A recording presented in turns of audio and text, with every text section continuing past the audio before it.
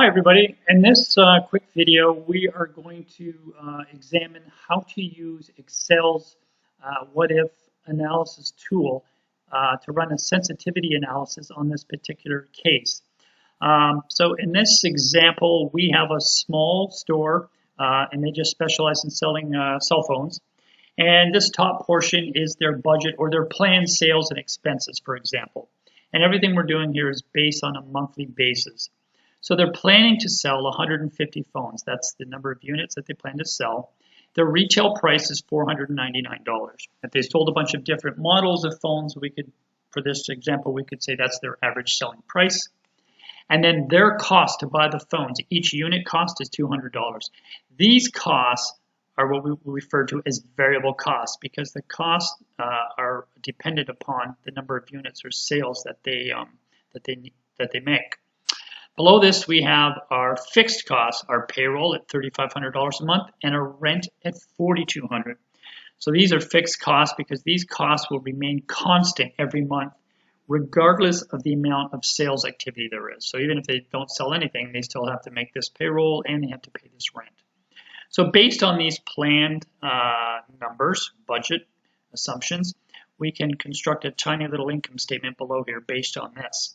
So for our total sales for the month, we're calculating $74,850, which is just simply our 150 units that we're planning to sell by the retail price of $499. And then our total variable costs are simply the 150 quantity times our cost of $200 each. And then our fixed costs are just constructed of the $3,500 in payroll and the $4,200 in rent to give us $7,700.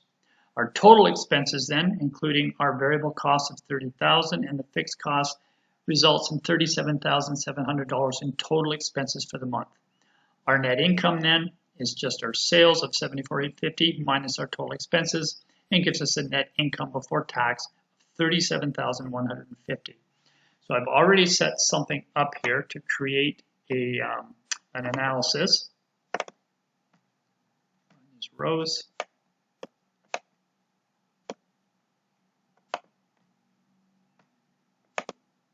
Okay, so along the top you can do this. This is our quantity. This row here is quantity of units. So we're planning on selling 150, but we also want to see what it looks like if we sell 175, 250, or 300, or if sales happen to drop off.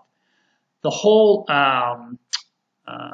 point to this exercise is we want to determine how sensitive, or what is the effect rather, on our net income based in changes in terms of the amount of quantity of units sold and the variance in our retail price. So what's the effect on our profit if we raise or lower our price or increase or decrease on the quantities that we sold?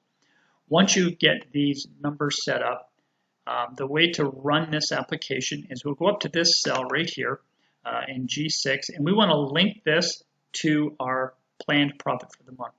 And we can do that by just simply typing in an equal sign and selecting the cell, D21, and hit Tab. Now what we need to do to perform the what-if analysis is start on that cell and highlight all the quantities, and then highlight all the price variances that we've put here. Once we've highlighted this, simply select the Data tab at the top of your screen, and go over here to the Forecast section in Excel, select the What If Analysis and the Data Table. And for our row input cell, we want to input the planned quantities. Excuse me, and we do that by selecting the arrow, going over to the 150 and selecting that. Then select your arrow button again and go down to the column input, and we want to put the retail price in here. And we do that by selecting the arrow, select our retail price over here in D8, back over, select the down arrow. Now we've got both our cells in here, and we want to select OK. And now you can see we have populated all the different varying degrees of our profit based on the changes in quantities that we sold as well as changes in prices. Now to sort of verify this, let's take a look at the selling price that we currently have. I'm going to highlight that, make it easier to see. We're planning to sell our selling price to be $499, And the quantities that we've got planned is 150. So if we go down where this intersects, we can see that the net profit is 37,150, which of course agrees with our planned income statement. So at this price, if we increase our sales to 175 units, you can see our net profit goes up to 44,625, or 67,050 if we sell 250, and so on. If our quantities decline in sales, for example, if they drop to 100 units, our profit then drops from 37,150 down to 22,200. We can also see if we have to lower our price in response to competition, what the effect is going to be on our net profit. So even if we sell the same amount of units and we lower our price by $100, our overall net income has dropped down to $22,150.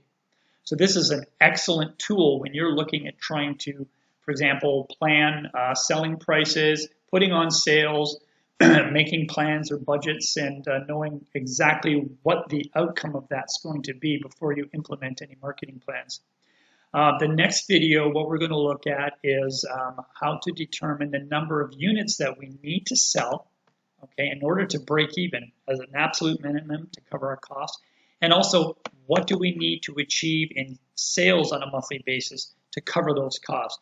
Those are two very important pieces of information that need to be applied to this rule so that we can see exactly at what point do we start to lose money versus making a profit. So please take some time, run through this example a couple of times in Excel, and make sure that you can perform these steps, and we will see you on the next video.